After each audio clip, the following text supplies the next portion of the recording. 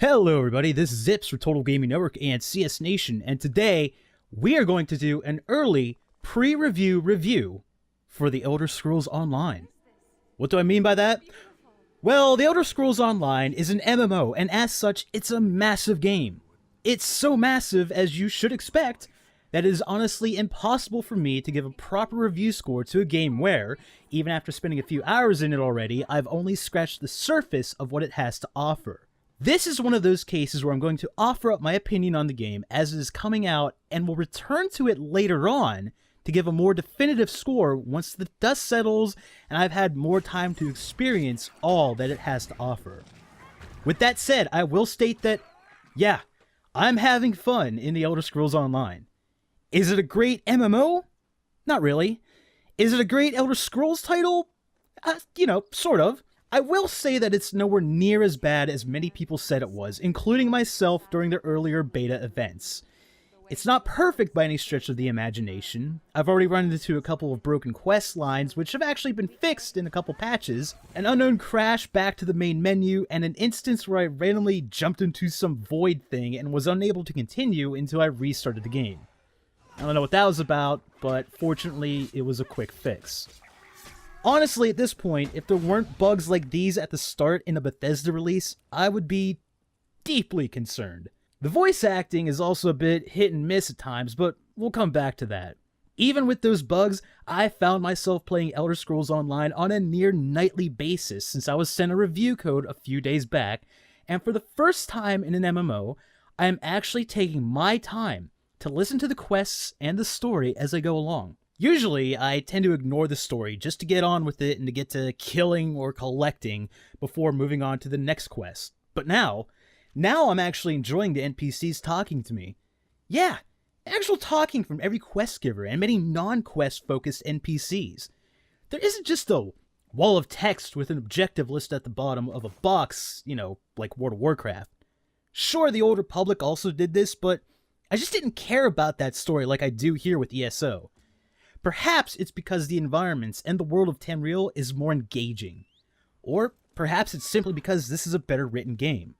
Whatever it is, they managed to hook me and have honestly set the bar for future MMOs. Before we move on, let's take things back to the beginning. What's the first thing you do when you get a new MMO? You make a character! Yeah, that's right. The Elder Scrolls Online features a fairly robust character creation system.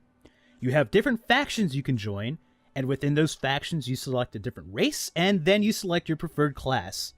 Chances are you're going to select a race that has bonus traits that best fit the class you want to play as. It's all fairly simple stuff, and for the sake of this video, I'm making an Orc Templar. Now, Templars are more focused on the sun-based attacks and healing both himself and those around him if need be. It's not my traditional class, but for the sake of the video, that's what we're going with here. Their class skills include a variety of offensive and defensive abilities that you could either go full offensive, full defensive, or a mixture of both. The fun thing about ESO's class system is that you're never really tied down to using a particular weapon or a particular armor type or even a particular role with who you make. Mix and match to your heart's content here. The skill trees for every class are actually quite deep. You can upgrade skills based on your class type. You have racial abilities. You have armor skills you can upgrade and unlock. You have guild skills you can upgrade. You have skills in specific weapon types, and the list goes on. I love the skill system in this. This means that many players will not end up being cookie-cutter builds, which is great. That is until the point that people start discovering some generic overpowered builds that everyone will flock to. For now, though, there are just so many variables at work that most will be able to find a build they're comfortable with that most others will not even know about. Once you've decided on your class type and race, it's on to the customization section, where you have a wide variety of sliders and options for how you want your character to look. Want a short, stocky character with big hands and tiny feet? Yeah, you could do that. Want a normal-looking, everyday Joe six-pack? Sure, you can do that too if you're boring. The customization stuff from previous Elder Scrolls games are here, and you can spend quite a bit of time fine-tuning every little detail on your character's body and face if you so desire. Just keep in mind, though, that you'll mostly be staring at their ass, or, well, not at all if you play in first person. Yes, traditionally, MMOs are played in third person. You can still do that here, but it just doesn't feel right. The camera shifts to looking over your character's right shoulder unless you zoom all the way back. At that point, everything feels so small that it's difficult to judge distances or read particular cues at times. Again, this game feels more like an Elder Scrolls title than a traditional MMO, and as such, it feels much more natural to play this game in first-person perspective. The only drawback to this is that you may lose sight of some of the more nimble enemies, and you may not always be able to see the warning areas on the ground for when they're about to attack. It's a trade-off, but one that I'm slowly getting used to. Traditional staples of the Elder Scrolls universe are here in full force. You have things like the Mages Guild and the Fighters Guild. You have a run-in, or many, with Sheogorath, nods to the Dragonborn, and plenty of additional nods to the rich lore of the Elder Scrolls. There are books to read, conversations to hear, in-game cutscenes to enjoy. Sadly, the pre-rendered cutscene, and I've only seen one so far at the very start of the game, was actually very badly compressed, and it was actually a bit of a buzzkill to start things off. But so far, the rest has been in-game cutscenes, and it hasn't been, pre-rendered or anything, so it's all looked really good. The audio in the game has been a mix of great and, well, laughable. The music is fantastic, as you would already expect coming from an Elder Scrolls game. There are huge, sweeping, orchestrated pieces that you'll enjoy in your travels. The voice acting is clear, even if it's not always top-notch work. Some of the voice acting is a bit, well, it's not very good, let's put it that way. For the most part, though, it is actually really top-notch voice acting going on, but not everyone is a professional voice actor, and yeah, it shows. One super weird thing I've noticed is that the voice of the Prophet transitions from that of Dumbledore himself, the incredible Michael Gambon, to, well, some other voice that just, it isn't him. I don't know who it is. It's just some other voice there that's present after leaving the opening area. After that little interlude of leaving the tutorial area and hearing the non-Dumbledore voice, speak to you, it goes back to Michael Gambon for later story missions. So what gives there? Well, during the course of the beta, Bethesda drastically reworked a lot of the opening of the game to the point that once you leave the tutorial area, the prison, you're immediately taken to a major city. This was a really last-minute change made to the game, and I can only assume that they didn't have the time to get Michael Gambon back to record the new lines. It's honestly jarring, but you'll actually forget about it fairly quickly, since it's a very small section with the different voice acting. The other major voice actors include such high-profile talent as Kate Beckinsale, Peter Stormare, the guy who plays the Russian in, every movie, Malcolm McDowell, Alfred Molina, John Cleese, Jennifer Hale, and the list goes on. It's actually great stuff for the most part. The only other somewhat janky part of the game that I've noticed is the animations. Some of them look a little stiff. Some routes taken by the NPCs are very angular. Some will be running straight ahead, and then they'll immediately take a 90-degree turn to the left to continue on. It's kind of weird. They don't appear to be very natural is what I'm trying to say here. Melee combat is actually a bit of a step back from Skyrim, if you can believe it. There are just some times where there's a slight delay between when you attempt a normal melee attack and when it actually happens, which can mean a lot in certain more difficult fights. If they could make the fighting a bit more responsive, it would be a huge step in the right direction. Speaking of responsiveness, though, is the fact that I will sometimes approach a door or a character and press the use key, default of E, only to have nothing happen. I then hit it a second time and it works just fine. I can't figure out exactly why, but it is a minor inconvenience. Fortunately, this delay has not seemed to crop up while attempting to use any of the non-melee skills and abilities while in combat. Well, this review is already getting a bit long-winded, especially for a game I've barely experienced. Do I like it? Yeah, absolutely. The game has grown on me 100-fold since the beta experiences. The opening is more streamlined.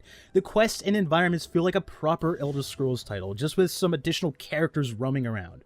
Yeah, it's sometimes a bit difficult to tell who's an NPC and who is a player, but with the modding community and the promise of future updates from Bethesda, little things like that can and hopefully will be ironed out. There is a decent modding community already out there for the game, which is great. Bethesda went for a very minimalistic approach with their UI, but the modding community can do just about anything you want. There is no doubt that we'll see some great-looking inventory management screens to replace these somewhat clunky default ones. There's already mods out there that add a minimap, mods that add combat numbers, and many more. Bethesda is embracing the add-on community and have even included an add-on section in the main menu from the start. That's far more than what we can say for other MMOs out there. You probably won't see many, if any, mods that adjust the visuals of the game, however, which isn't a bad thing since the game rather nails the whole look and feel of an Elder Scrolls title. It's not the best looking game out there, but when you have a ton of players running around in the world, you aren't going to want a game that slows to a crawl when there's a lot of action going on, so that's pretty nice. Well, this has been a rather by-the-numbers look at the game. Am I having fun? Hell yeah, I am. Are the complaints about the beta still valid now? Not really. As mentioned, if you play this like a traditional Elder Scrolls title that just happens to have other players roaming around and, gold spammers in the chat, then you're going to enjoy it as I have. I will touch upon the biggest point of contention though, the monthly fee. I was given 60 days of game time from Bethesda to play this game. I already plan on coming back to it to offer my impressions of the game once I've experienced more. Hell, I may even do a weekly check-in type of video over the next couple of months. Will I renew after those 60 days? It's honestly really hard for me to tell at this point.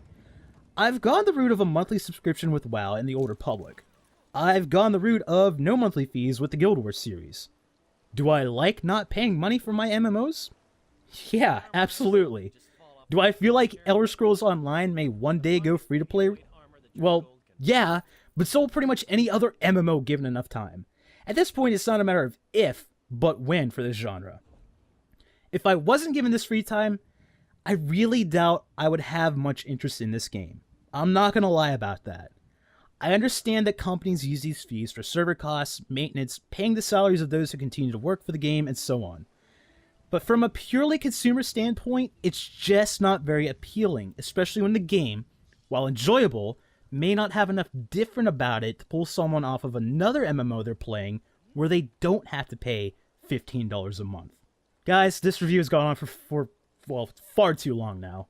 I do have a review score here, but only for the first few hours of gameplay. I haven't even been able to give the PvP a try yet. I haven't gotten very deep into the crafting system. I've only fished once, and I cannot honestly give a final review score to this game without playing it for longer. And trust me, I will be playing it for quite a bit longer after this video goes up.